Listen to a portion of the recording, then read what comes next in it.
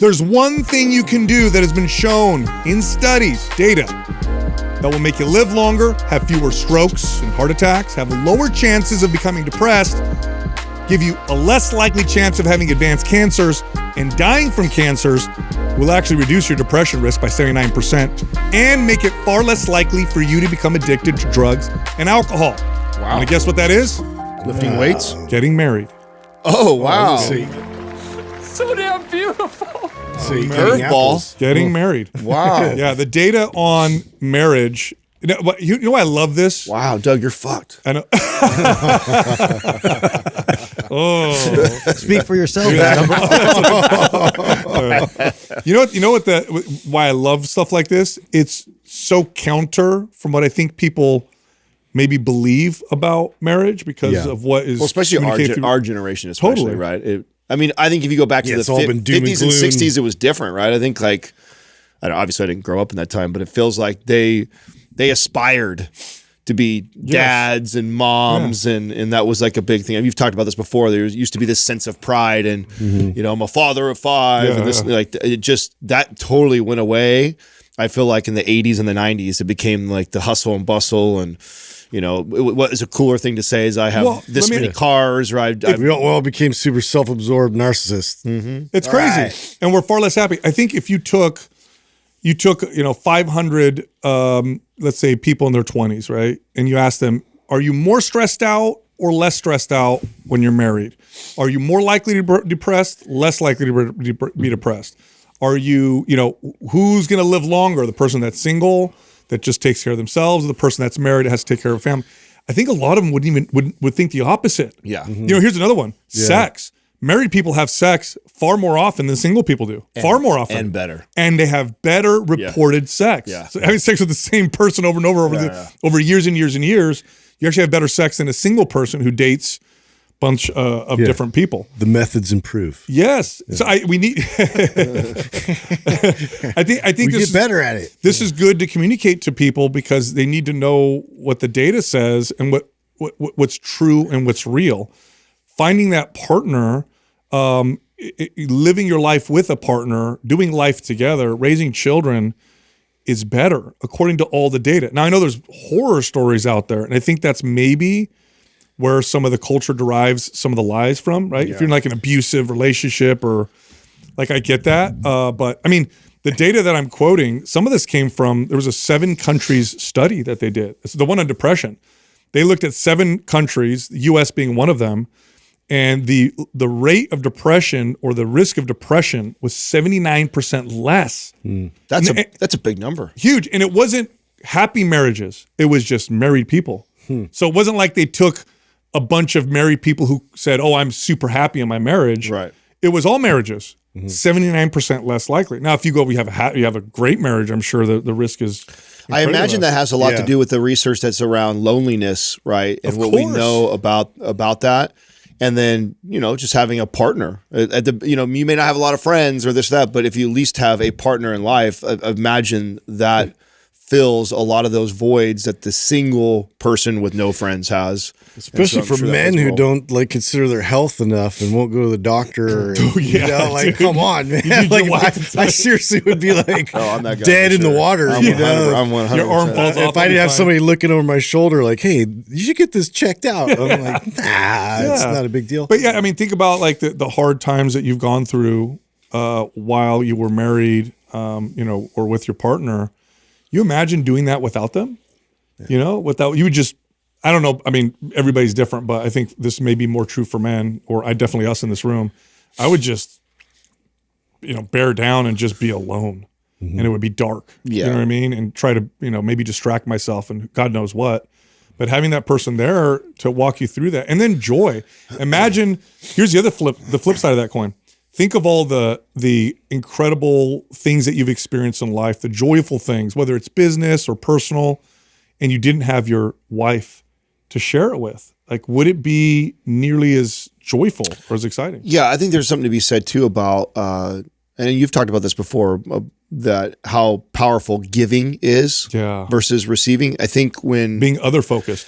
Yeah, when you have a good relationship or partner, someone you love that you're doing life with, you tend to shift your focus of everything that's been most at that point. At least this is how it was for me, right? Very selfishly driven, right? All of my decisions were based off of what I want to do, where I want to be, the joys and pleasures I want. When you find a partner, a lot of that gets shifted over into them. And I think it's actually more fulfilling. It doesn't, when you're not in it or you're thinking, you're like, no way, like that. It doesn't seem like that, but you do get a lot more joy out of giving and doing for a partner besides yourself. And, this is coming from a very selfish person that I was very aware that I was that guy for a very long time. So, hence why I didn't get married for so long, was because I knew that that's the place that I was at. And part of that was I didn't know or realize how much fulfillment that I could get for living for another person. And so I think there's a lot to be said. I have a friend, a younger person who dates a lot, and was talking about, I want to find that right person, and I know that requires some sacrifice and this and that. And I said, think of it this way, like, try to become the person that your ideal person would want to marry, right? So think of the ideal person you want to be married to. Who would they look for? Right. That's the person that you should worry about. Worry about becoming that person. So what did that look like for this particular individual? Not, doing the hookup culture, not because they're the swipe. They swipe on the dating apps, and they hook up with people, good looking individual, and has lots of access. And I said, you want what kind of person do you want to be with? Would they be the kind of person that would want to marry someone who just hooks up right frivolously with a bunch of people? No. Or doesn't work out, doesn't have a sustainable job, like think like that, right? Yeah, it's not stable, doesn't take care of themselves or value things that a mate would look for. That's important, because when you're looking for somebody to do life with, especially if you want to have children, you start to think of that. How is that? I mean, one of the ways that Jessica got me, because remember, I got divorced. I had just gotten divorced. It was a very difficult time for me. The last thing you could ask me, the last thing I want to do on earth would be to be with someone else and get married ever again. I was like, never going to get married again, never going to have kids again. The thing that won me over initially, and then there were many things, but was how she was with my kids. Just a caring. I mean, I remember distinctly one of the first times she was with my daughter. She sat my daughter on her lap and she like brushed her hair, and she was so caring.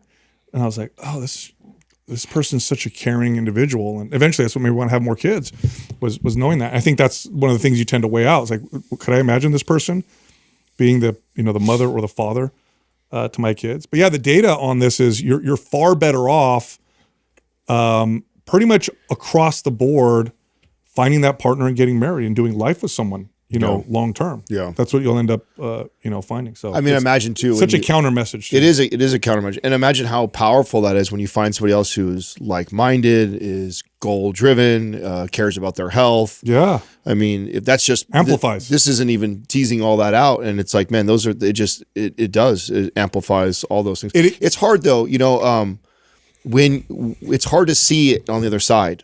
When you're in, I mean, again, speaking from experience, like, because it's different, and I think you fear what different may look like. Oh, great way to put it. Right, is because, I when I was single and living life for myself and only myself, I had a really good life. It was a very enjoyable time, and I was very happy, and so picturing yourself married, kid, doing it, like, it was hard to see that, because you knew that you inevitably would lose some of this stuff. Of course. And that's how you view it, is like, man, I love a lot of this stuff. I love this part about me. And if I go this way, I'm going to lose all that. You don't realize is it's different, and what you gain exceeds that. That's the hard part. Yeah. It's hard to see that when you're not in it and you're looking like that. At least, again, for me, this was my experience. A part of what, it took me so long to really settle down. I also too, I know I came from, we know my story of my parents and stuff like that. And so I was very hesitant to not marry the wrong person. That was like, I was very, very cautious of that, and grateful that I waited as long as I did, because I think I needed a lot of maturing myself before I would attract the right person, you know. And if you ask 20-year-old me, he would not draw the picture. It would not look like Katrina and Mac. That life, I would not have been able to draw that up. Yet living it now, I go, oh my God, I could have never asked for anything better than that. But it's hard to see it when it is interesting too, how marriage is constantly depicted, because culture, whether we like it or not, is so strongly shaped by media. Yeah. It's what we consume. It's what's displayed. It's what most people spend their time looking at. In fact, I think you could probably say a lot of people, especially younger people, probably watch the media world more than the real world. So that's what your reality becomes. It's a major influence. How does the media depict marriage? Terribly. I mean, what's the biggest example for single young men? Yeah. It's like Dan Bilzerian. It's like Andrew Tate. It's like these guys that are just like, and two, you see with Dan Bilzerian, the changed his tune. You know, and he's readily communicated that. Yeah. And is at that place where just the excess came to a halt. It's like, you know, what am I doing? Like, where's this going? There's no growth there.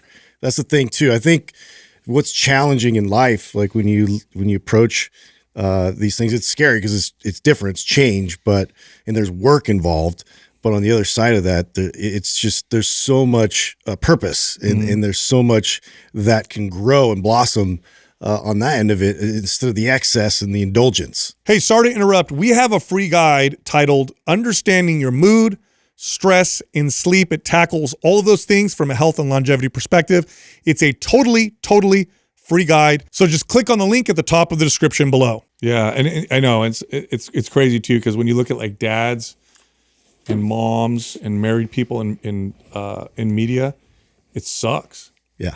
It's like, why would you want to be that bumbling idiot? Yeah. Or why would you want to, do that? And look at them, they're jealous Al of their Bundy, single friends. Yeah, or like Homer Simpson. You know, it's just like Family Guy. It just started going way downhill. Super downhill. It wasn't always like that. I took this class where they were talking about marriage and they're talking about some of these stats, and then they were talking about how to have successful marriages, and they were talking about media, and they were showing through the decades.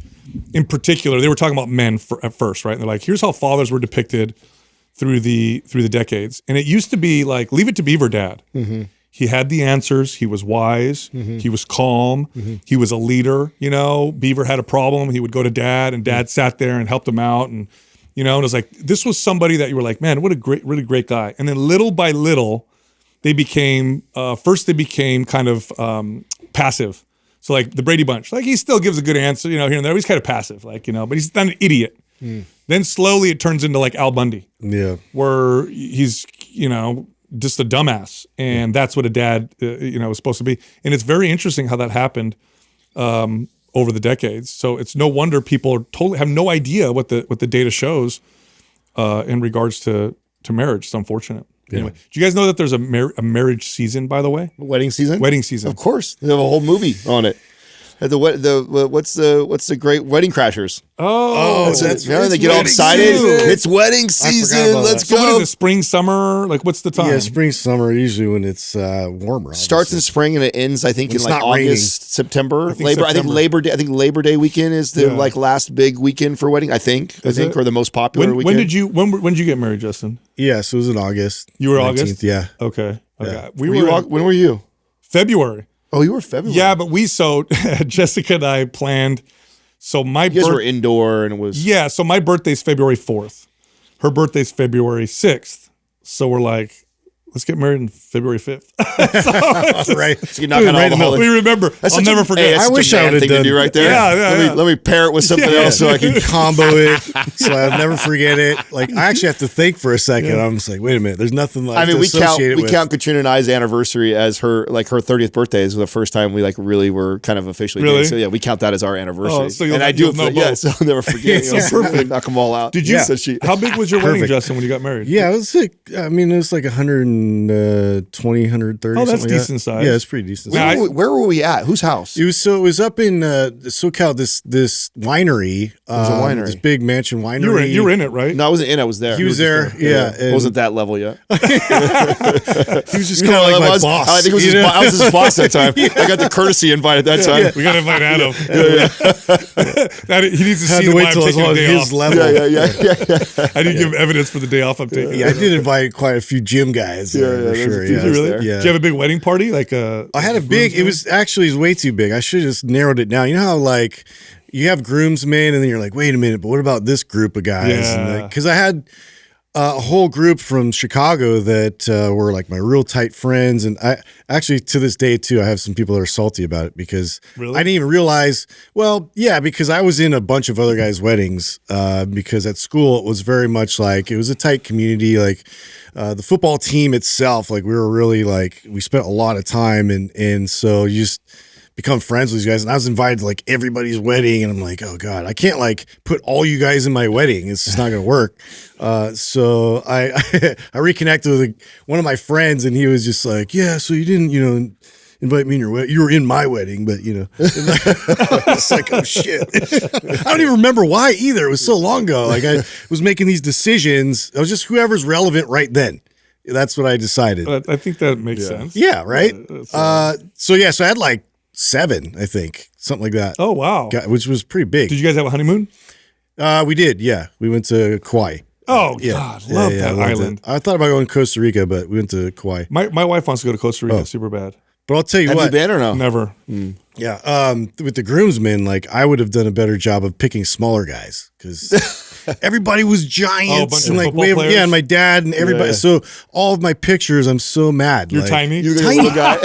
tiny. I'm just like, I do remember that. Now you say that. I do remember that. I was Look so like a bunch angry. of bodyguards. Yeah. And then I got a suit that was terrible. Like they didn't tailor it to. Oh, was a speaking of tight that, do you guys see? Speaking of weddings and tailoring suits, did you see that State and Liberty now is catering to like weddings and stuff? Oh yeah. So I wore, I don't know if you guys knew this or not, but I wore a tuxedo from them. A suit tuxedo is what you think you That's call right it. at the Christmas Oh, party. I loved it. So many compliments on that. And I mean, I've been raving about them for I don't know how many years now that we've been working with them, but they actually have like their catering, which makes so much sense because for the amount that you rent somebody else's tuxedo for, you own this thing, can repurpose it. They cater to the people, size them all up just like you would if you were going in to go get fitted for tuxedos. Oh, you get to keep this suit now, and it's way better quality. It fits. Oh, too. yeah. I buy their stuff off the rack. I because love it's built it. for fit people. Because it's stretchy and it's like you don't have to keep. Because I've had even when I went to Scotland, I got a cool suit that I wore at the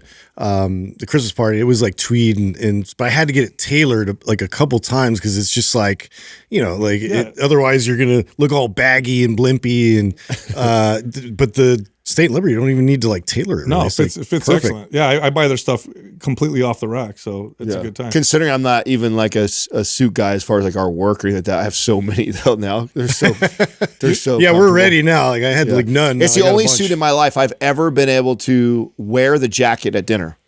And not have to take it off. Yes. Yeah, so you not can just- reach your Never finish. in my life have I ever been able to wear a jacket at dinner. And it sounds weird, but it's like that was like one of the first things that stood out to me. It's like, oh shit, I didn't even take my jacket off. I'm so Raise your arm comfortable. up all the way. Yeah, I know. I hate Never when you could have happen. the suits and you're like you're stuck in this position the whole time. You know, Choke. the data on marriage shows boosts in immune systems too, immunity. So Oh, when really? yeah, dude. People who are married have more bolstered, stronger immune systems. Is that just because of the diversity? It might be. It might be the interesting. diversity. But then again, I mean, yeah, maybe. I think it has a lot to do with the other stuff too. Because we you have a know? wife to take care of us? Yeah, well, you're just 'Cause I you're, won't take care of you're myself. She happier. feeds me pills in the morning. Does she really? Yes, she does. Does she give you all I won't take it otherwise. Yeah. Do you know what she's giving you, or you just trust her? No, yeah. It's like you and Adam. Yeah, when you hand him pills. Yeah, he always does. Yeah. He takes whatever I give him all the time. You got that trust now. I know, Yeah. I know. But it's it's one of those things. It's a beneficial thing to do. Now, do you guys think do you think age matters? Do you think that? I think maturity matters. I don't know if age plays a role. In terms of getting married. Yeah. I mean, you guys were both married relatively young, and so and obviously Justin is still with his wife, and Sal, you're not, and so do you guys have opinions on the age that you got, because you and I think we all are like this. We all thought I was a very young, I was mature for my age. I was, my friends used to say I was an old soul. Most of my friends were older than me. And so I thought I was pretty mature at that age. But, again, looking back now, I'm glad I waited as long as I did. Do you guys have an opinion on marrying young? My story is unique because, unfortunately, this sucks, but a lot of my maturity occurred because of getting divorced, unfortunately. Like, I learned a lot of lessons the hard way, which it's a terrible way to learn lessons, but, when you have a hard head like me, that's how sometimes I'll learn them. So I think having the right examples, coaching, counseling makes a big difference. I think it makes a huge difference because even the information you get about marriage is so opposite. It's so opposite. Like, what does the world tell you? Get your needs met. Look, here you go. Some of the most popular movies about love teach the exact wrong thing about love. Like Jerry Maguire, one of the most famous scenes, right? You complete me. Don't marry someone because they complete you. What are you talking about? Yeah. And that erotic, passionate love that we love to celebrate in movies, which is what everybody associates with love. Disney love. That's one part of love. Yeah. That's one little piece of it. Feeling of it. So what happens is that if you grow up in this world and that's what you think love is, and you have that passionate love because you just got married, and then it starts to fade because that's what happens, but other types of love grow, but then you think, what's wrong with me? Is there something wrong with our marriage? Is it just not, we lost the spark? I wish I remember who said it to me first, but probably one of the most profound things around marriage, love, etc. for me was realizing that love was not a feeling, that it was an action. Yeah. Because I think that we're advertised that it's this feeling that people, the actor or the actress gets, right? They see each other. It's overwhelming. And you'll know, right? Everyone says that, right? Imagine following your feelings all the time. Right. And then you complete me. It's all based off a feeling. Yeah. It's not sold to us that it's a choice and it's something that you choose to do. That was really profound for me because I really didn't know that until much later. And then I think that reframing of that at least has helped me in my relationship, is that I'm choosing to love this woman. Therefore, that takes work, it takes action, it takes things. It's not going to do it itself. And I just think that is totally misconstrued when we're younger, and I think that's important to know that. Yeah, I mean, the best advice is slow play. Like most big decisions in life, if I can slow play this and delay it as much as possible. I honestly even wanted to get married knowing that she was the one pretty early on, but bought like a ring and had it in my pocket for, I want to say maybe 8 months even. And it was just like, I just wanted to really reflect and meditate on it. And then, once decided to, we did go through counseling, and that was a part of it, was bringing in guidance and bringing in mentors and bringing in people like that to really kind of solidify what that looks like. Because, when you're young, you really don't have a good, clear idea of what that entails, and how you do have to put work into it, how you do go through struggles, and this feeling is going to evaporate. I love training older clients because of some of the stuff that they would talk about. And I remember this one lady I trained, she talked about seasons in marriage. It's the first time I ever heard that. I'm like, oh yeah. So sometimes it's hard, sometimes it's easy. And I'm thinking season. I'm like, oh yeah, you'll have like a week or a couple weeks. And she's like, no, years. She's like, I had a season with my husband that was really difficult. And she's talking about it. I'm like, how long did that last? She's like, oh, it was 9 years. I'm like, 9 years? And she's like, well, we were married for 50 something years. Right. She's like, yeah, you're going to go through seasons and some of them will last. And I'm like, I had no idea, Of course, now, it makes sense.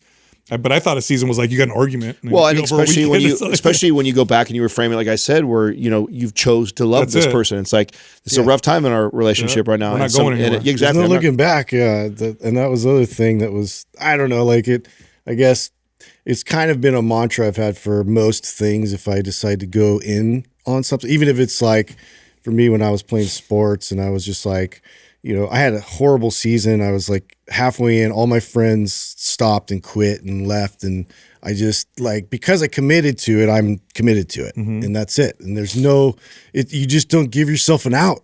and you work through it, and you work through those hard times. They're going to happen. Yeah. So if you're going in without that thought that you're just not ever going to quit, then I don't know if that's the right move. Yeah. All right, I'm going to take a left here.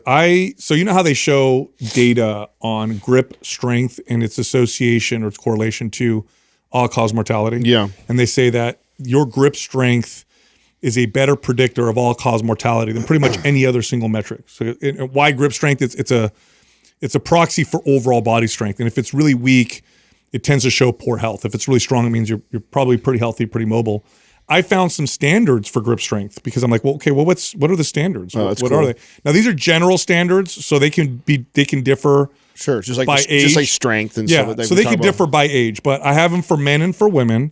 By the way, you could test your grip strength on a dynamometer. I think I'm saying that right. I know. We sell them. I always screwed up the name. In fact, we have them. Our YouTube, our editors, came and brought one out to see how much I could squeeze ours on. But you can get them, and you could test your grip strength. Probably one of the most brilliant things I learned from another trainer on this podcast during this 10 years of interviewing people when Joe DeFranco talked about that. Using that in place of heart rate. I wish.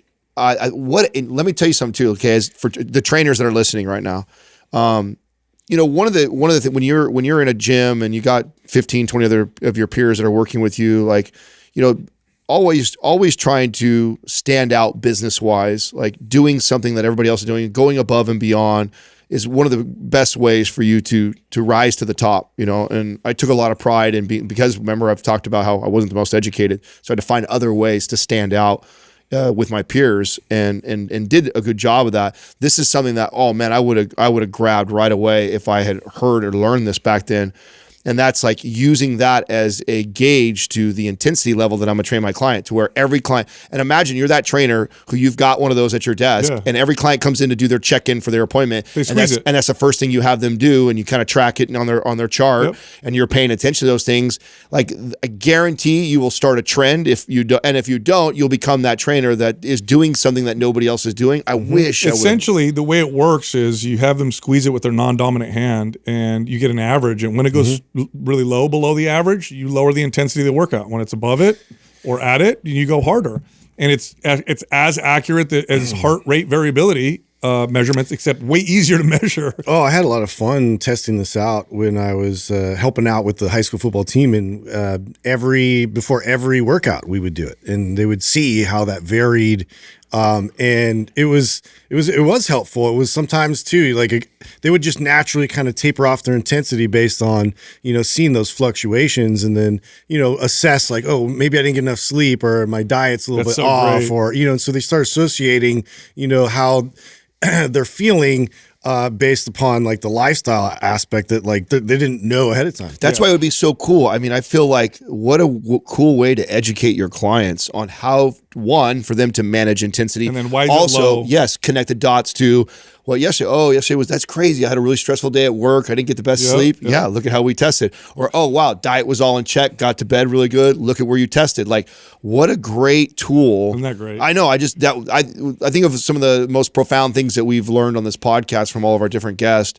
That gym from Joe DeFranco, it's top 5 for me. I mean, it's the reason we were so funny too. We get excited about some of that. We go, I think we bought buy them all. We bought like 1,000 of those things that we have in here, and then we never talk about it, we never sell or with that. But I mean, I'm glad you're bringing it up because it is something that we've had at the Mind Pump store forever, or ever since we did that episode with Joe DeFranco, because we saw how much value, and we thought every trainer should be using a tool. So here are the standards for people, right? So for men, average grip strength as measured on a dynamometer would be 105 to 113 pounds measured on there. That's average. So as you go below that, not so good. Very poor would be less than 88.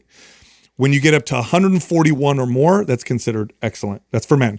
For women, excellent would be 84 or higher. Average would be 57 to 65, just so people have a point of reference. So now I'm going to tell you what right now, if you lift weights regularly, you're going to be in the excellent range. So I think we tested everybody here on staff, and everybody just was excellent or higher. Yeah. Where was Danny at? Do you know where she was? Oh, at? I don't know where Danny was. I don't know if we know. Do you know what that was, Dylan? She said she was 200. She was about average. Okay, she said she was like, oh, okay. I did 195. Cole did 187. Yeah, but you cheat though. I saw how you do it. I'll do it again, bro. I'll break the thing. The whole time problem. you guys have been giving it to me, you guys give it to me, and I use my non-dominant hand, and I only use one hand. What? I see you grab it with the other hand.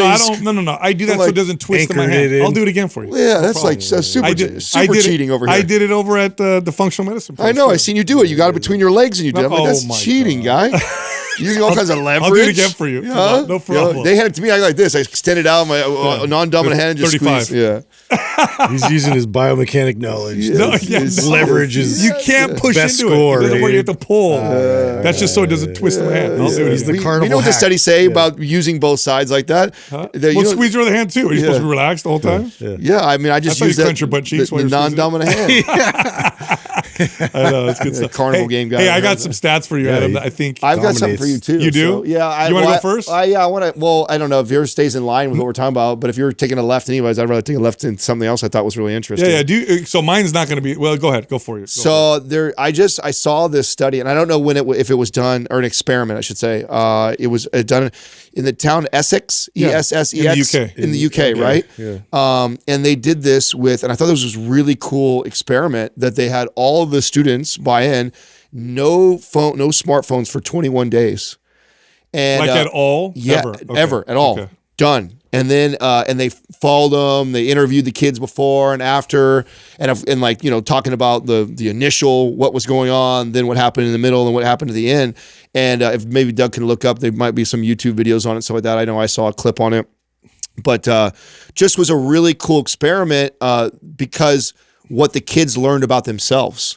Obviously every kid was like withdrawals, struggling. Oh my God, so difficult. And then, you know, after about a week or so of that, notably, they said, man, I was doing way more stuff outside and interacting with people, and I was happier. And they just started to notice all these compounding effects from just not having that. But to get them off of it for a period of time was really, really tough to get to that point, to see what they would naturally start to do. And activity was up, being focused in class was up. I mean, all parameters you could possibly think of. So they see like a threshold point of like a week and a half, boom, almost everybody's seeing results. How long is it withdrawal? So I wonder, what I didn't go really deep on it to see if they actually attach some more data to it. It'd be interesting to see if there's more data like on that. Like, the average kid. I was based off of watching this video. It was just kind of it was like clips, right, of the kids talking and expressing what they felt like at what point, and but maybe we could find some stuff on what the stats say. How old were these kids? I think it was either middle school or high school. Teens, yeah. So that's Doug, you could probably just Google Essex 21-day phone study just to see what the stats look like. Yeah, versus it's fascinating. Yeah. I mean, it makes perfect sense. The results will shock you. Yeah, it was real. All things I think that we would predict. I just thought it was really cool that somebody, whoever's idea this was, decided to. I think the implement blowback's happening. I think now we've had them long enough to where you know how it is with a new trend. Yeah, the pendulum. Everybody adopts it before we realize what the hell's going on, and then you start to see the dangers, and then you start to flip and go, uh-oh. Mm-hmm. I mean, I would love to see this in the U.S. every kid has to go through this. I mean, how good would that? How happy would you be if you found out your school was implementing something like this? That there is no phones at school for the next, month, and it's all kids no phones, and then just to see what happens, and teachers be able to report back what they see of the attention span of the kids and grades and the way they're interacting with each other. Like, it would be a really good experiment for all schools. Well, I know every time I restrict my daughter, because little by little I'm restricting her more and more, there's a withdrawal period where she gets mad and complains, and then she accepts it, and then things are better. Yeah. Like the new rule that I'm sticking to, and I think now her mom, because remember, she goes to my house and then she goes to her mom's house back and forth. Her mom's going to adopt it too now. She's not allowed to be on her any smart devices, iPhone or tablet, in her room. Yeah. At all. So if she wants to use them, it's got to be in a public area. Yeah, I love that. And the reason, and now why? Because at least I could see what's happening. I could be like, hey, get off your phone now. Let's do some family time or whatever. Less likely that she's going to maybe do things she's not supposed to or whatever, because the temptation's so high. My wife uses a great example with this. She goes, you know, you don't want to set her up for failure. And I'm like, what? You know, she uses a great example. She goes, imagine if we took our 4-year-old and put him in a room full of candy, and then we said, just don't eat any. Yeah. Like, he's gonna fail, and then we're gonna get mad at him for failing. Right. And I'm like, yeah, you're totally right. Like, you let your teenager be in their bedroom with their door closed with their smartphone, right, and you tell them, don't be on social media, don't do this, don't do that. Like, good luck. It's not gonna happen. I like the school efforts, though. I mean, the school that my kids are at now, they do a really good job of cracking down on that. Like, to the point now where even at breaks, they used to only let them, you know, check their phones, and they didn't confiscate them or anything. But now they're confiscating them if they see them open at all. That's great. And so I'm just like, oh yeah. And the kids are like fighting it right now. This is a new policy this year, and you know, and I'm like all for it. So you have a teenager too. How, when you take it away or limit it, you see the same thing, right? They complain, they hate it, and all of a sudden they're better. Yeah. It's so crazy. Well, yeah, and I've been around your kids a lot, though. I don't feel like I ever see them on stuff like that. I mean, so the audience knows. I mean, I've got a lot of friends with all age they're kids. just on them all the time. Yeah, where they're, and it's very normal for me to see the kids put in, like, I can't even actually, I think as long as I've known you, I can count on one hand how many times I've seen your kids use an iPad or what like that. So to me, like, you've regulated that since day one pretty well. We've tried. I mean, we've retried, and it sneaks in. Like, usually on the weekends when I'll be outside and I'm doing yard work or I'm helping Courtney with something, or we're doing and then the kids, you just kind of forget, and they're like into their rooms, and they're just on the iPad or that. And then the behavior is just like such the obvious thing. And it's, you got to address it like right away, because it really is. It's hard because like parents don't want to confront that a lot of times, because they're going to get like a really nasty response, especially the longer that they get sucked into it. So really, it's that length really that plays a huge factor when I tend to come in and try to get them away, because it's so weird. It really does feel like a drug. It feels like a drug that I'm removing them from. Look at the stats. There was a 17% drop in anxiety symptoms in students. They slept on average an extra hour a day. Wow. There was an 18% reduction in symptoms related to depression and a 3% improvement in working memory. This is 3 weeks. Yeah, I know. So I'm like, that's crazy to see that kind of like extend this out and tell me that all that doesn't continue to improve. Wow. I mean, that's just, to me, it was.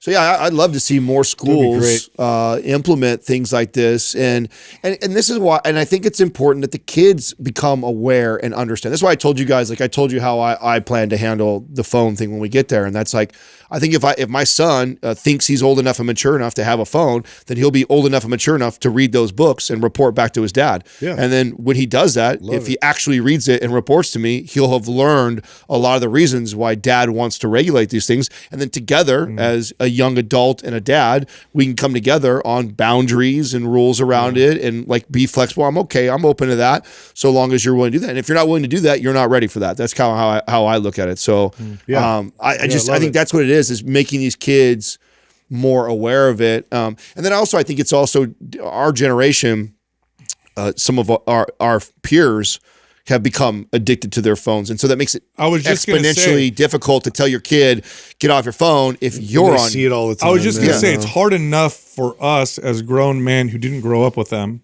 who are much more aware, to be off our phones. So you know what I mean? It's hard enough. So now you can expect your 15-year-old to do it? Yeah. No way. Not going to happen. Yeah. Hey, sorry to interrupt. Look, we have a free guide. It's the benefits of eating whole foods. This gives you a shopping list, what foods are best for proteins, fats, carbohydrates. There's recipe samples. It's all based on real, whole, natural foods, and it's a free guide. It's totally free. You can get it if you go to WholeFoodsGuide.com or by clicking on the link in the description below. Anyway, I was going to ask, I've been meaning to ask you, Doug, you did, when was it? Was it when you made the jerky? The homemade beef just the other day. Just the other day, yeah. Okay. So good. You had it? Yes. Oh, so tell us the details. How'd you prepare it? I didn't have none. Doug critiqued. Well, you didn't get here early enough. Oh, you guys ate ate it work all? earlier, bro. So no, he brought it in. So what did you use? How did you make it? What's the whole So deal? I used the Flank butcher steak, right? box. Was it flat iron steaks? I cut them thinly and then I marinated them overnight. What'd you marinate them in? Bourbon, and there's some brown sugar. I actually used less of the brown sugar because I didn't want it to be so sweet. There's apple cider. Yeah, Worcestershire sauce, apple cider vinegar. And you just set it overnight. Oh, there were also these chipotle peppers that were in it. And then you put it on the grill for 6 hours at 180 degrees on the smoke setting. And actually, the little thicker cuts, I ended up smoking them longer. But I thought it was fantastic. Very good. So yeah. mad. Just, I mean, they were tender. They were jerky enough that you're eating jerky. Now, if you, but it was, because they're jerky and they're dried, you can vacuum seal them, and they probably have a long shelf life, right? Yeah, I would think so. I mean, a few months anyway. Yeah. See, it's a nice travel snack, homemade. no, I can't wait to try it. I was gonna do the same recipe, but I thought, no, I should do a different one and we'll compare. But he's motivated. I got to to figure out how to do it. make that. I don't have a smoker because In fact, Katrina, if you're listening to this when you do our butcher box, no, I'm Send serious. messages on Well, the yeah, because I know she'll listen. Note to self. Yeah, please make sure, because I don't know if we normally get the flat iron steak. That's not one of my regular box. I haven't so if you got could that put the yet from flat them. iron steak in there, so The flat iron steaks are one of my favorite. really, I always have. I haven't gotten those. Yeah, that's probably my biggest order every month okay. because it's great for stir fry. It's super tender. Oh yeah, you're a stir fry And I guy. like to cut up my meat. Yeah. So this is good because I want to figure out how to do this because I'm trying to figure out now that my daughter's playing high school sports, my 15-year-old, she's showing some interest snacks, huh? little by little. I'm seeing little things come out of her that I'm getting excited. She's like, how do I eat more protein? How do I eat and I want foods that'll help me become more, better performance. And the problem with lunch at school is it's fast. There's nowhere to cook food. Like, what are you gonna eat? Yeah. And homemade jerky would be great. Yeah. That with some fruit, some nuts. Beautiful option. Yeah. Yeah, dude. Just No, I'm excited. It was bomb. I thought it was really, really good. all right. I got some stats for you that I think Yeah, are, let's hear where you were going to go. these are fascinating. They're not health related, but they are quite interesting. So these are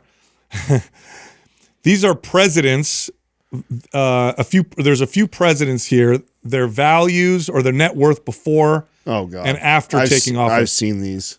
I've seen these. They're crazy. Oh, the net worth. Yeah. yeah. Before and Biden's after. was ridiculous. Isn't Trump like the only one that lost hold money on. or something like Hold that? on. Let me just give you the numbers. Okay. Okay. Barack Obama's net worth before taking office was 1.3 million. Okay. After he left, 70 million. By the way, the salary of a president is what? $500,000 a year? $500K, yeah. So you ain't making $70 million That's not at all. not from salary. No, you're making $2 billion in 4 years. That's if you save every penny and don't pay taxes. Not $70 million. Okay, so he went from 1.3 to 70. I'll save the best one for the biggest one for the next one. But George Bush, George Bush was actually quite wealthy. I think he was into oil, right? Yes. So George W. Yeah. He was worth 20 million after 40 million. So he doubled. Yeah. He doubled his net worth. So from 20 to 40 million. This one blew me the hell away, dude. Bill Clinton. Clinton, yes, of course. Bill Clinton was worth before 1.3 million. Yeah. After Yeah. $241 million. Whoa. I mean, that's crazy. Donald Trump, before Did he lose? I think he lost. $3 billion. After Yeah. $2.3 billion. Yep. He lost Yeah. $600 I believe he's the million only. dollars I believe he's the only person in history that came out more poor. Yeah. And I thought that's I've seen those stats too. I thought that was fascinating. Now, what are these guys doing? What was Biden? You didn't say Biden. I didn't see Biden. I don't know what his yeah. was. Well, you know those speaking He's still- engagements. he's that still they pay collecting. hundreds of thousands of dollars to. But you ain't making $200 million off that. Clinton- No. That Yeah, was their they all get a pretty big book deal afterwards. They all get a premium On speaking. speaking, but yeah, you're not talking. It's No, dude. no, It's there's a lot of tens of millions of connections they're dollars. making the while in handshakes office. Yeah. and well, you guys connections. have seen the. So disgusting. I've seen several people now talk about how they literally just follow the politicians' stocks. Yeah. and they There's a place that you make can a go. lot of money. That just- Didn't I they send you guys a literally just do website that shows you that? There was a Yeah. site. Yeah, I can't There's remember. the Pelosi picks. Yeah, no, it's her. There's a it's bunch that I've seen a lot now. There's a lot dedicated to following either specific, senators, presidents, and whatever. they outperform the best investors. yeah. How weird. Yeah, How they do know things. Yeah, let's how just do they say do that. that? They know things. I mean, and I'm by no means am I defending this, but I mean, you do have the inside track on every potential thing that's going to happen. they're not necessarily. You'd almost be silly not to, like, know. you know what I'm saying? Like, Okay, so now you got that, and you could just pardon all your buddies. Yeah, that one's funny that's to me. crazy to me.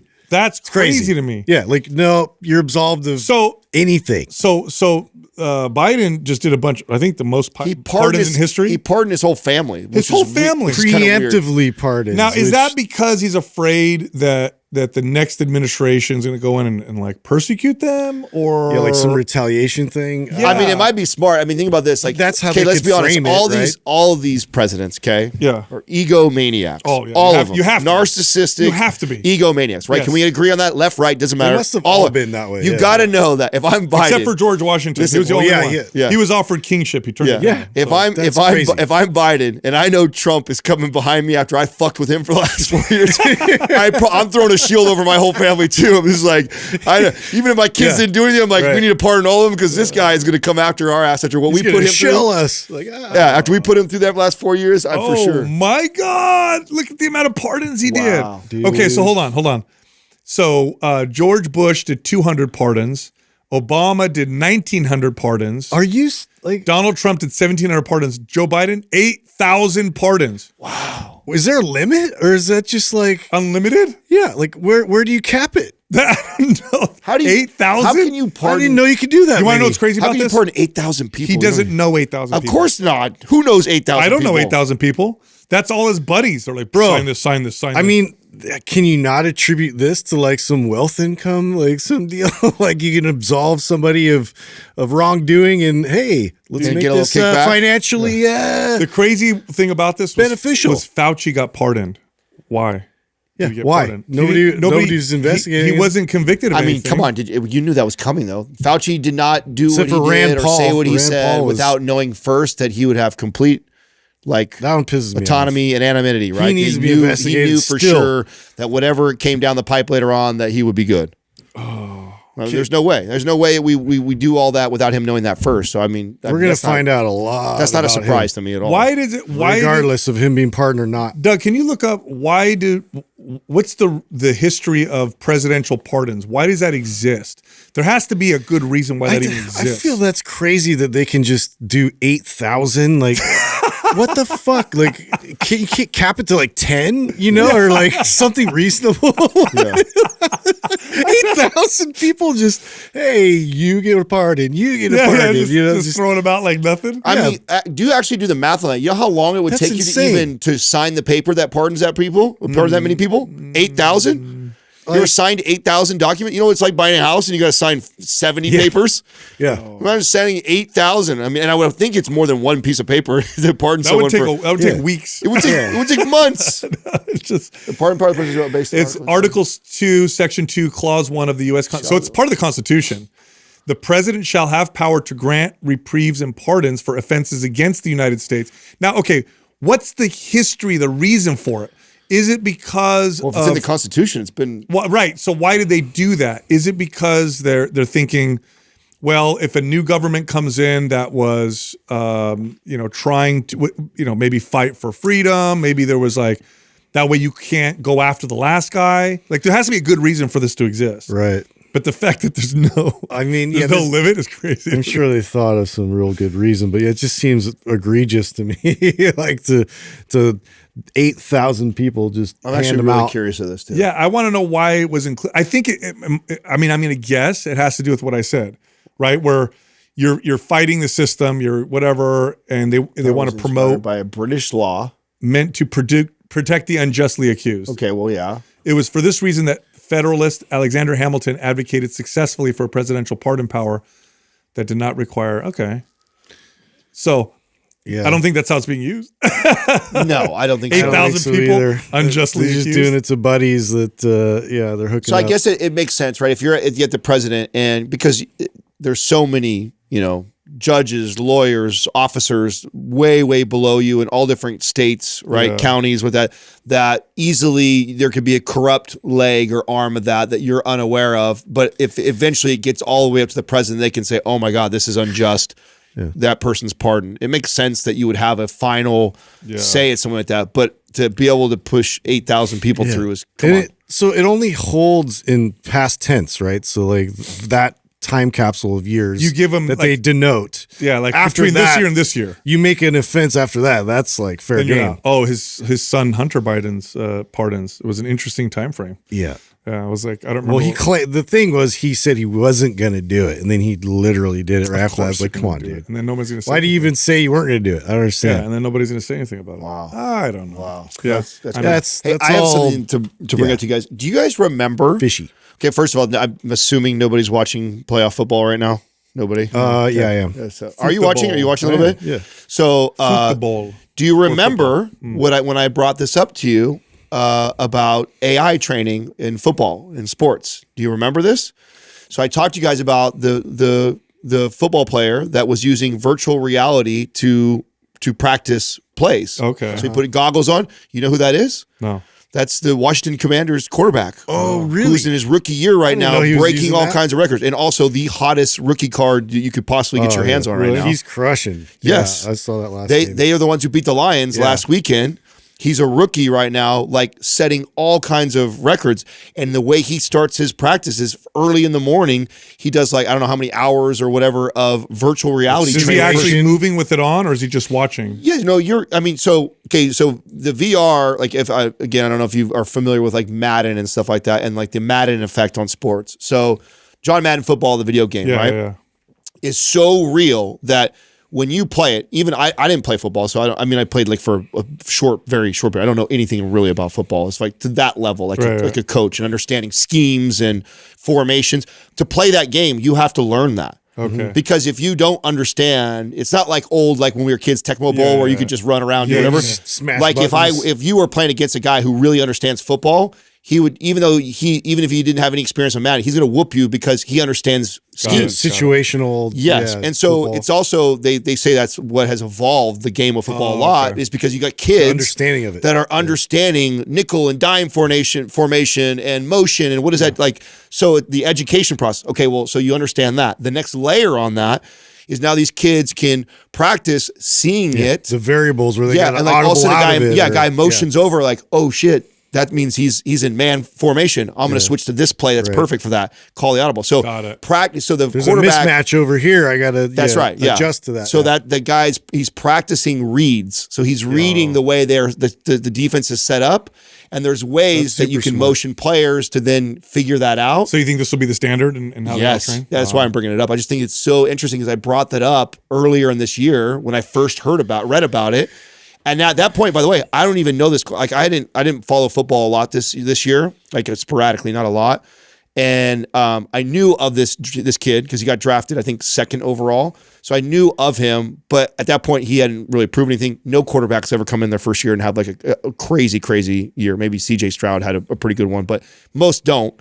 And he had a record-breaking year. Yeah. He's in the playoffs right now. Yeah. Just beat the Lions, who were the #1 seed, and is going on now the championship game. Dude, that's fascinating. I want to look into that because is that in-house film that he's going through in terms of like? So this is what I don't know. I don't know if he is if they have created some sort of and I don't know if Doug is Googling right now for us or not, but I don't know if the team has built software that is like dissecting players. But I mean, Madden alone is enough because Madden is already putting in all these plays and formations that all the real teams run and play, and they have the real players. Right. And so he could basically run all these different, game plays. So Madden would work. Yeah. But maybe they've gotten even more sophisticated and they're I just assume that because if they don't, I bet you they will. Even at the college level, I've seen degrees of that where in practice too, they have like drone footage and they're really trying to capture a lot of angles, and so they can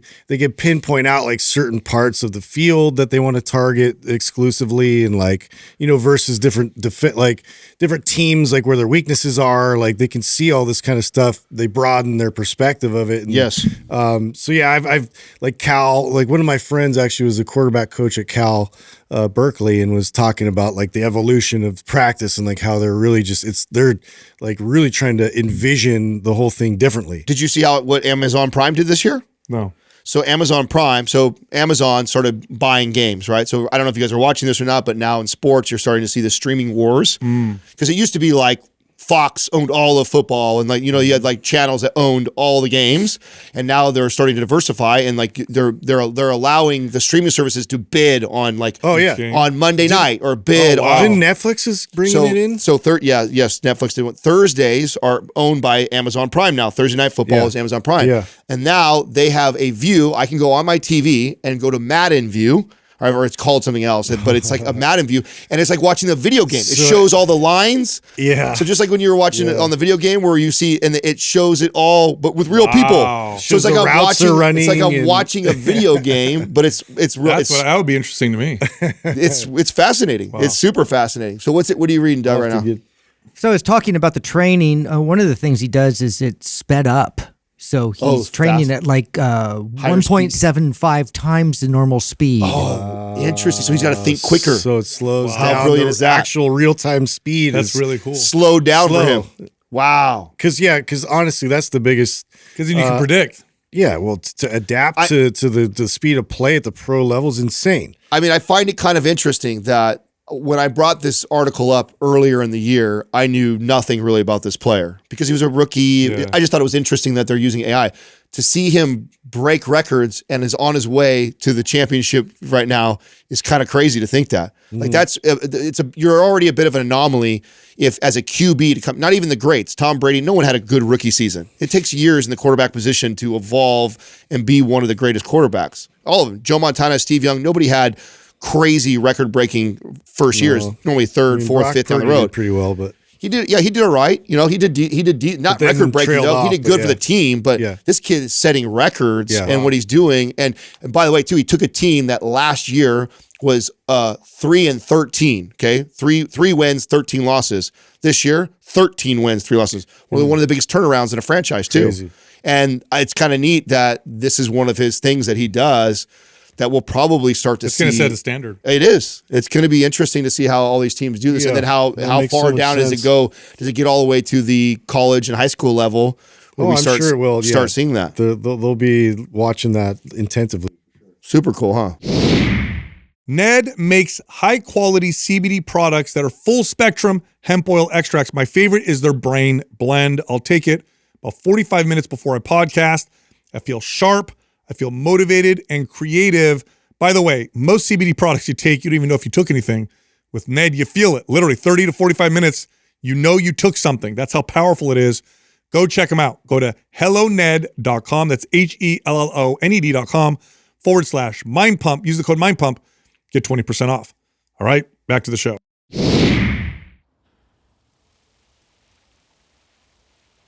This segment is brought to you by trainerwebinar.com, where you can watch free webinars from Adam and I. By the way, our trainer course now is accredited. You get continued education units from NASM. Check it out. Our first caller is Madison from California. Hey, Madison. How you doing, Madison? Hi, guys. How can we help you? So I noticed I started having this, I don't know if it's a hip or a back problem when I'm benching, but when I'm laying flat on a bench to go for like a bench press or something, I get this immediate pinch. And I don't know where it came from or why it started happening. But I started working on more mobility work, but it's still there. So yesterday I just switched to doing like a bench, like a dumbbell bench with my feet up on the bench, making my back flat. And that kind of made it feel better, but I just don't know what's wrong. Okay. In the arch? It's in the right in the middle of the low back, or is it on one of the sides of the low back? Yeah, it's on the right side. Okay, that might be SI joint pain. Mm-hmm. So a couple things, more questions. How are you with squats and deadlifts and overhead presses? Overhead presses are fine. Squats, I have to elevate my heels. Deadlifts, fine. Okay.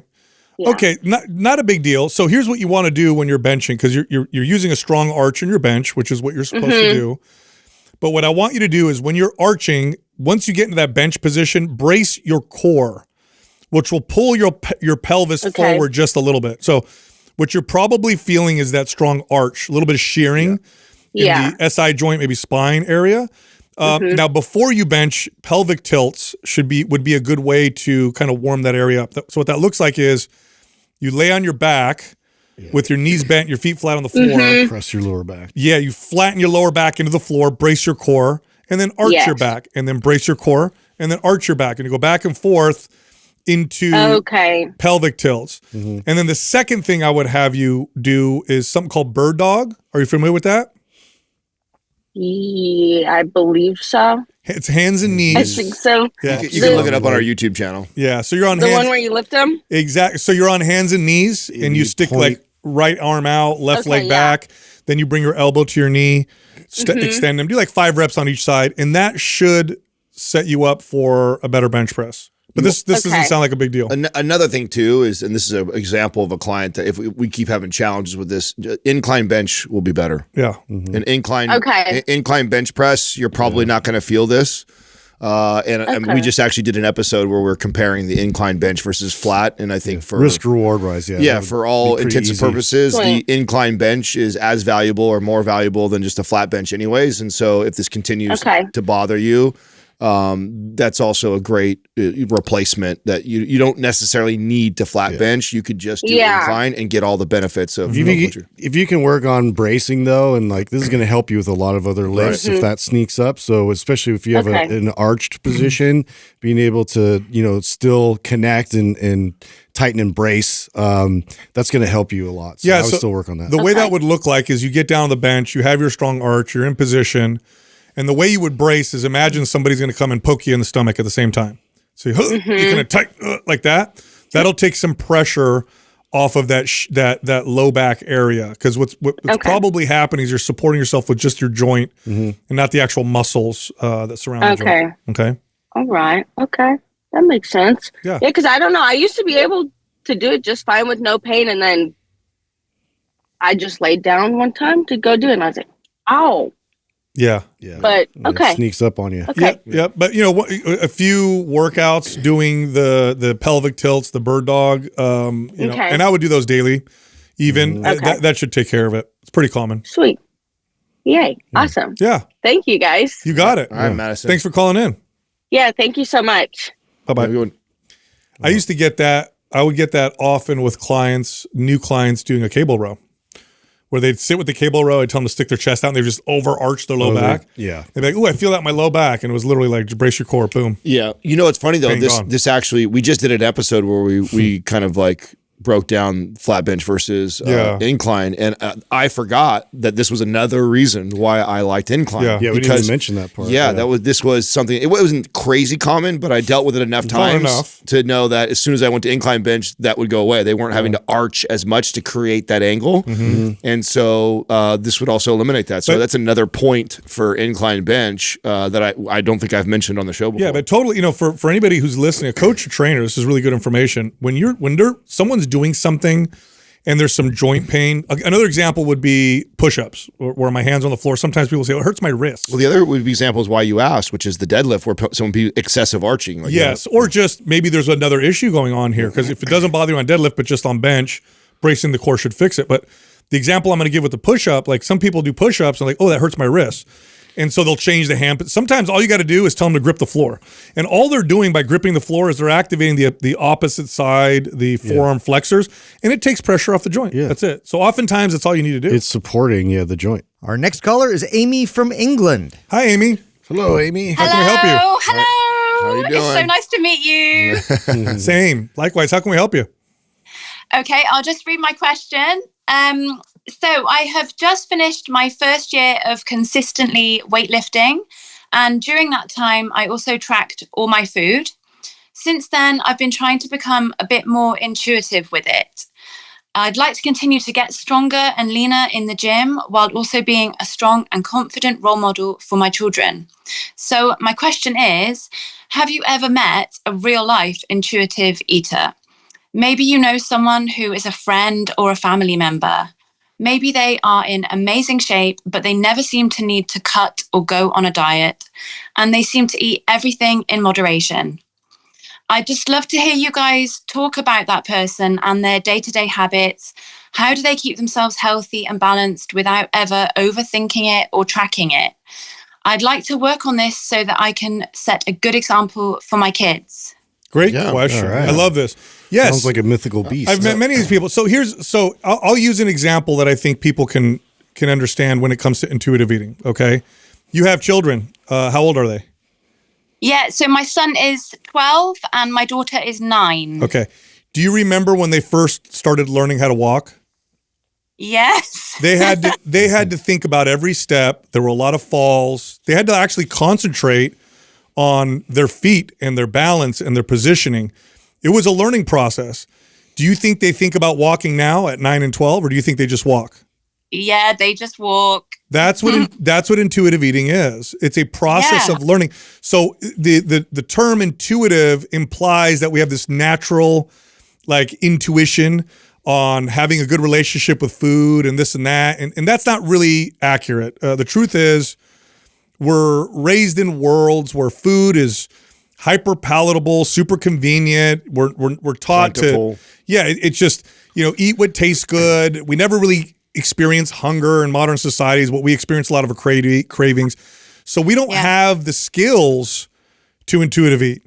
So intuitive eating is a process of learning, and it starts with macros and calories and what gets me to get stronger? What gives me more energy? What makes my digestion feel good? What helps my digestion? What helps my skin? That's right. What feels good? When is it okay? When is it healthy to enjoy food just for the experience, like at a birthday or out to dinner with my spouse or my friends? Like that's a process of learning. But through that process of being aware, developing what you do, you're developing a healthy relationship with food.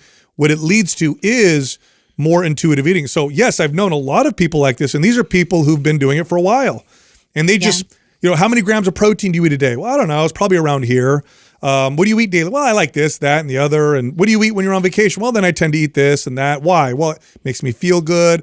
I enjoy this. I stopped eating that. Why'd you stop eating it? Well, I noticed it did this to me. And so it really is a process of learning and awareness, and it's 100% achievable. Yeah, Amy, we actually, I'll have Doug send over a guide that we wrote. So we wrote a guide, intuitive eating guide that gives you the steps on how to get to here. So we have one. I'll have him send that. We also have done an in-depth full episode where we talk a lot about the steps to get to here. And this is always the goal. Whenever we had a client, the goal was to get them to that place. Now, most all, if not all, started with tracking and paying attention, but the end goal was always to get them to this place where they didn't have to weigh, measure, and track all the time. But and a lot of that, without going all into great detail, is learning how to listen and feel and see all the body's natural signals that it gives us. But to Sal's point, we've kind of blunted those and we've reshaped the way we all eat. And so it's getting back to what that would look like. And so it takes a little bit of practice. It takes you being aware. But ultimately, this is where we want to take every client, and we've seen lots of them get to this place. And Amy, give yourself a little bit of time and empathy, because probably for most of your life, you had what everybody has, which is a unhealthy relationship with food. We value food for what it tastes like, its convenience. We don't necessarily understand how it affects us unless it's a big effect. And so, what you're now doing is you're relearning how to develop a healthy relationship with food.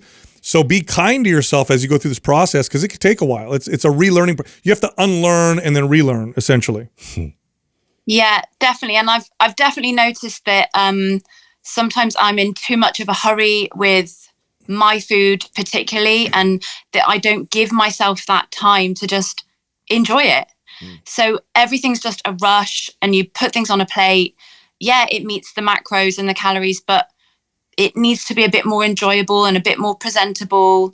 I think life is just so hectic and busy sometimes for us that you don't always give yourself that time. Yes, yes, 100%. It's funny.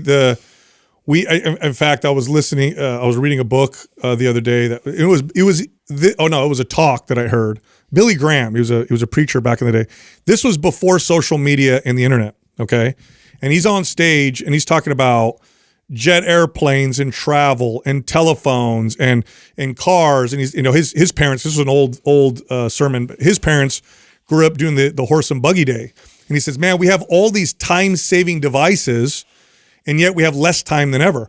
And it was so interesting to hear that, because today we have time-saving devices that are insane, and yet we're busier than ever. We've just packed our days full of a bunch of scheduling and crap, and we don't leave really any space. So I think part of what you're saying, which is a little bit of a side topic, is to give yourself that space. And what does that look like? Well, maybe don't go on social media, don't watch TV. When you're in line, don't look at anything, read anything, just sit there. And then you'd be surprised at how less busy you feel as a result. Yeah, and definitely just when we have time as a family, just coming together, maybe more at the weekends, to just sit down and eat a family meal. And I haven't weighed it. I didn't track it. We're just all together eating the same thing. Yeah. I'm just really aware of the messages that I'm giving to my children, and that I'm not just eating kind of health food that's kind of boring for my goals. I want them to see it as a really positive thing of what I'm doing. Great job. Yeah. Food is not just nutrients in fuel. It's also celebration. It's connection. It's enjoyment. It's a place for conversation. It means so much more than just fuel. So what you'll see a lot in the fitness space is people go too far in the other direction, where it's just about the fuel. And that's another dysfunctional relationship. In extreme cases, that's orthorexia. So you're so on point. Oh, well, thank you so much. It's so amazing to talk to you about this kind of thing. And it's just really interesting to hear what you say. We'll have Doug will send over that guide for you, Amy. And then maybe he can send also a link to the episode that we've done, because I know we've done at least one or two where we've gone deep in this. So it's a good one to listen to. Yeah, great. Thank you so much. That's amazing. You got it. All right, Amy. Thank you. Thanks. That was a great question. I like that question because a lot of people don't realize just how dysfunctional our relationship is with food. Oh yeah. We can trick and fool ourselves all the time in terms of like, am I on track? Am I doing the right thing? I think the knowledge base is everything. And to experience, a lot of times, even like optimizing a specific goal, like how do I do that? So that way now I can carry that knowledge forward if I ever want to get back to that point. Well, it's also rooted in the thing that we always talk about, which is if you're going to have long-term success, you have to move away from the scale and the mirror thing and measuring that as your success. And it's like, how does my digestion feel? How is my sleep? How is my energy? Like all these other things. All the signals. And as you get better at paying attention to those, the intuitive eating process becomes easier, because then you make decisions based off of that. For example, I just had a night the other night where Katrina wanted to have pizza. We don't have it that often. She brought it up having it. And we had just got back from travel. I just got back from, being on the road and traveling. And so I ate out a lot. And I'm just, man, I don't know about you guys, but if you eat out multiple times in a row, I crave eating at home. But it wasn't always like that. Right. It wasn't like that all the time. In fact, all the time I used to eat out and fast food and all the things. You didn't even notice. I didn't even notice. But I've trained myself to be aware of what my digestion feels like when I'm eating whole home-cooked meals versus when I'm eating out somewhere. And the reason why I said no to the pizza was not because pizza doesn't sound amazing all the time and that wasn't convenient or whatever. It was that, man, I just know how I'll feel afterwards, and I already feel like that from the last couple of days. I want to eat this way, but that comes with time and practice and becoming aware of all those things. Then you move into intuitive eating. The January special is here. We have 4 workout program bundles: the New to Weightlifting bundle, the Body Transformation bundle, the New Year Extreme Intensity bundle, and the Body Transformation Bundle 2.0. Every single one of those workout program bundles is $300 off retail. It's a massive sale. If you're interested, go to mapsjanuary.com. All right, back to the show. Our next caller is Jessica from Idaho. Hi, Jessica. How you doing, Jessica? Hey there. Thank you so much for your time, and thank you for your encouragement, particularly to women, to get stronger. I know that following your advice has improved my health, and I'm just so grateful. Awesome. Thank you. How can we help you? Great. As an introduction, I'm 41. I am the mom of 8 and the grandma to 4. Wow. Wow. Congratulations. Yeah, you look great. Thank you awesome. so much. Yeah. Thank you so much. Met my husband young and started our family right away, and I love it. So about 7 or 8 years ago, for the first time, I found myself in 16 years not being pregnant and not nursing a little one. And you can imagine that I felt a little lost. My husband, thankfully, he lovingly encouraged me. He saw where I was, and he encouraged me to create a new habit, and that would be my health. That looked like a lot of things.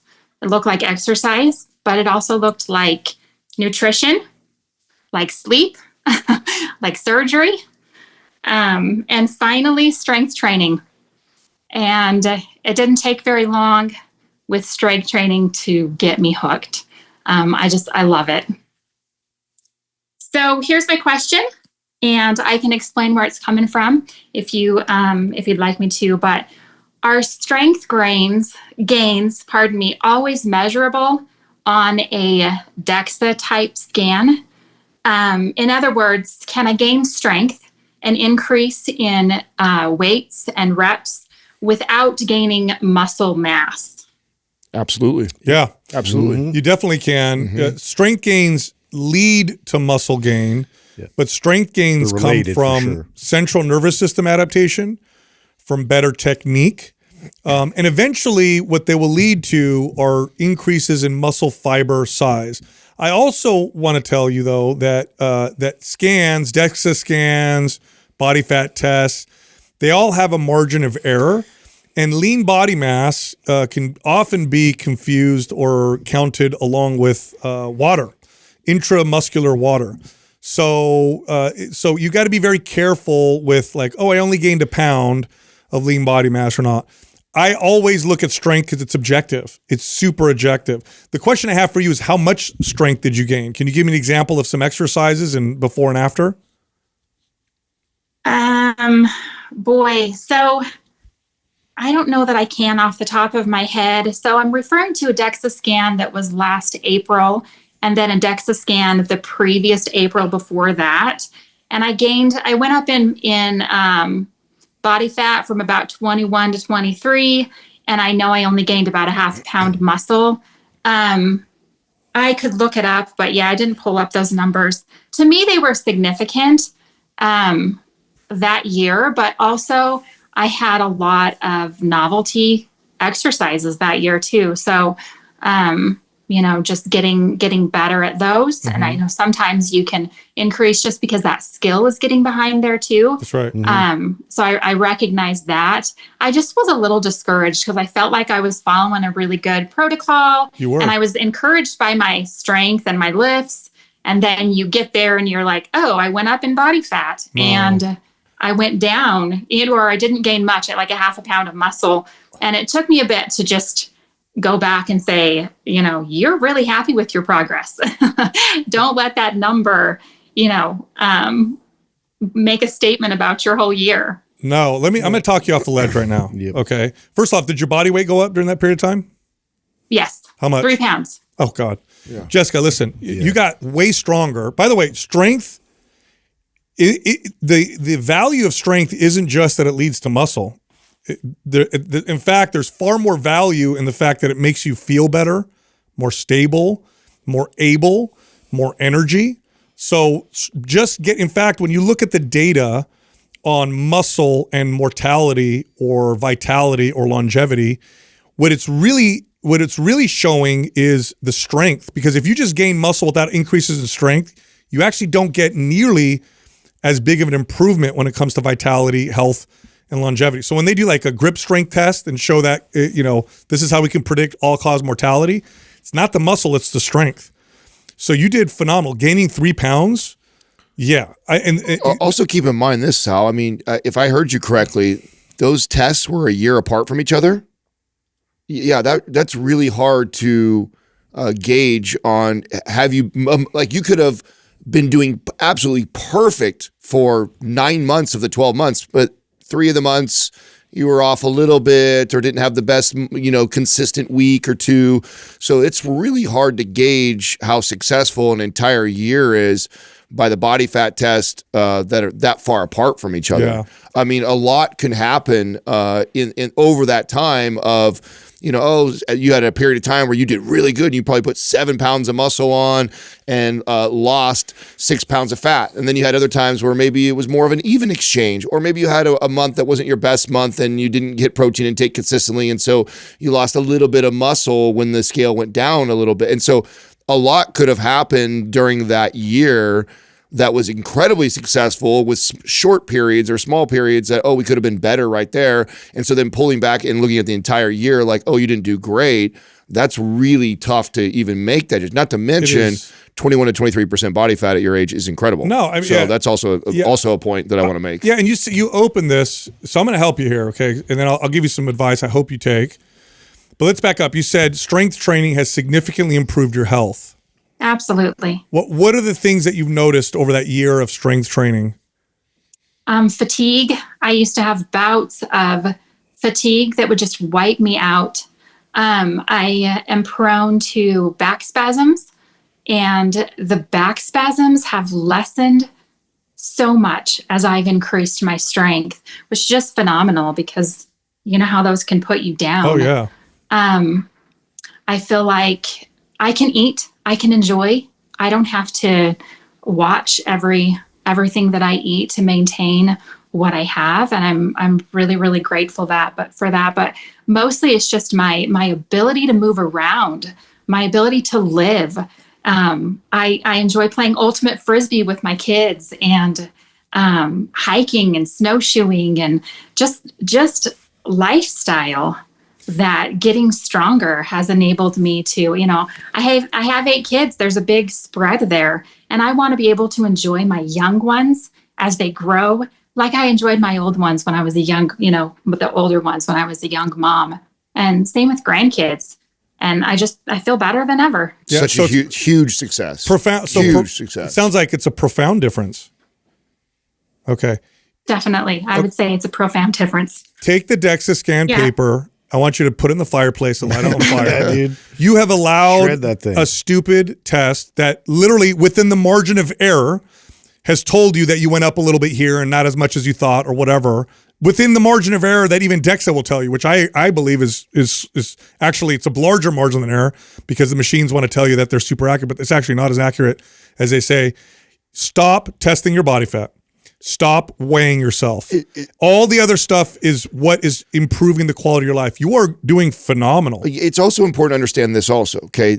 21 to 23 is about where we want somebody. It's a healthy range. Is a very healthy range, and the healthier and the fitter you are, the easier these scans can go up or down 2 or 3%. If you were somebody who was like 35% body fat and you trained all year long and we went up in body fat percentage at the end of the year, that's a different story. Because you have a lot, that person has a lot of body fat they need to lose. And we can really change that body composition. But you're already so close to what we would consider perfect as far as overall health and fit, especially for your age. You're going to ease. That's why I meant too, like about there could have been periods of time when you were 18% body fat this last year and you felt it, you noticed it, your body's happy in homeostasis right now. That's the thing. I think anywhere between 20 to 26% is going to be good, healthy, and look great. Your hormones will probably feel better in the higher percentages than the lower ones. And that's just how female hormones work. And I can tell you're lean. I can see your shoulders. Yeah. I'm going to argue that you're probably leaner than what that DEXA says, because when I see a woman with delts like yours, that you're typically at 19%. But nonetheless, what's happening is you've done a great job, and now you've caused yourself stress because of a test. So I'm going to tell you to stop testing yourself. Like, why? Who cares? Yeah. You told me all the reasons why you're doing this, and that's all improving. Why are we going to measure ourselves? You'll know if you're gaining too much weight. You don't need a DEXA stand to tell you. You'll know if you're going the wrong direction because your energy is going to go down. You'll have pain again. Yeah. Throw that all out. Stop doing that. If exercise and diet and becoming healthier is causing you stress, you're doing it wrong. Get rid of all that. You're crushing. If you were my client, I would be I'd be like, no. A lot of times you're pursuing this loss of body fat too. You're gonna get to a point where you're not gonna have those energy, the fantastic feelings that you have right now. If we keep going down that pursuit, a lot of times it's misleading that we're trying to achieve this certain look and standard when we're feeling great and our body's really happy right now and thriving. And in terms of like gaining the muscle, I'm sure that's all happening. And it's going to reveal itself. It's just now kind of coming into balance. Yeah, no, massive success just based off of the improvement in quality of life that you said. So thank you so much. Yeah. That it's a blessing to hear. Just to piggyback on that, since that DEXA scan about, a year ago come April, I've ran through anabolic performance, MAPS 15, which I loved.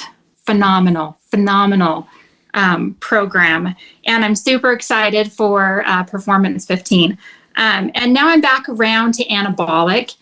I was reviewing my numbers from anabolic the last time that I began it, which was in about, like I said, April probably.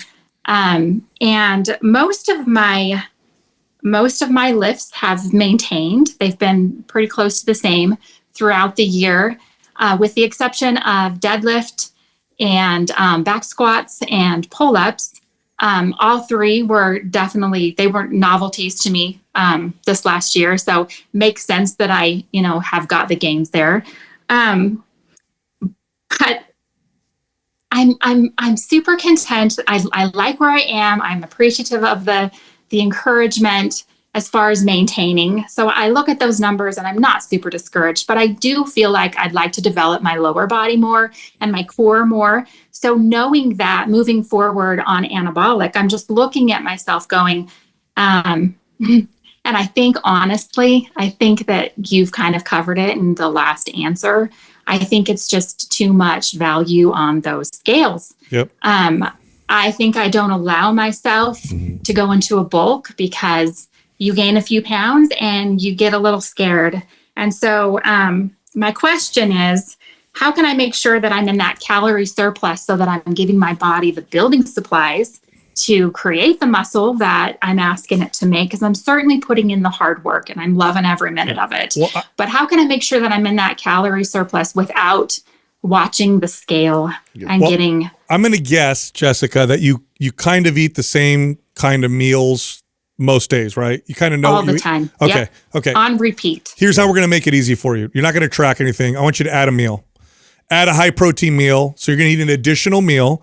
Okay. That's going to put you in a little bit of a surplus. Could be a shake too. It could be a shake, but I like a meal. Add 300 calorie meal, and I'm going to send you MAPS Muscle Mommy. If you like MAPS Anabolic and you want more lower body gains, you will love Muscle Mommy. So, I actually have Muscle Mommy. I just haven't started it yet because I've been training with my husband. In the back of my mind, I'm like, I'm going to save that for when he's really focused on something else, and I'm going to jump to Muscle Mommy. That's not a bad idea. That's fine. That's not a bad idea. Fine. But I also want you to, Jessica, do what Sal said, and then I also wouldn't want you to weigh yourself because you easily could see a fluctuation of 3 to 5 pounds on the scale, up or down, and it's not necessarily a signal that you're doing anything wrong or per se right. Trust your intuition. If you're going to do it that way, where you just added a simple meal that's about 300 calories, you're going to be good. You're not going to put on a ton of body fat. No, you'll just get stronger. Not with just 300 calories. And you should see things go up. You should see the strength go up. You should feel the lower body stuff that you want to be more filled out, the legs, butt, whatever the areas you're focusing on. You will see that. But don't allow the scale to freak you out, because that's typically what happens with my female clients that are in a position you're in. You got a good lean body fat percentage, but you also want to build a little legs or butt, and I put you on a calorie surplus. It's the wrench in the machine. As soon as the 5 pounds go up on the scale, you go, oh shit, and then you go the other direction, and then you don't allow your body to eat and use all those extra calories you go to building, and you always kind of stay in that, which, by the way, is not bad because you're healthy and fit. But if we want to build some more leg, we want to build some more butt, then we got to be comfortable with it's okay, we go up a little bit in weight. And even if the body fat percentage went up a little bit, I'm not worried because that's part of the process of gaining. Totally. If I would like for you, when are you starting MAPS Anabolic? Last week. You did? Okay, so you're going to be done in about 3 months. Can we have you back on the show just to do a check-in in 3 months when you're done with the program? I want you to add that extra meal, and I don't want you to weigh yourself or test your body fat during that entire time. All I want to hear are performance gains and changes. You are asking a lot, and I'm going to trust you. Right. Good. That's why that's why I'm going to have you back on, because I know you'll do it if you come back on. Keep track of your lifts. Yeah. Definitely. All right. Thank you so much for your time. I appreciate it. You got it, Jessica.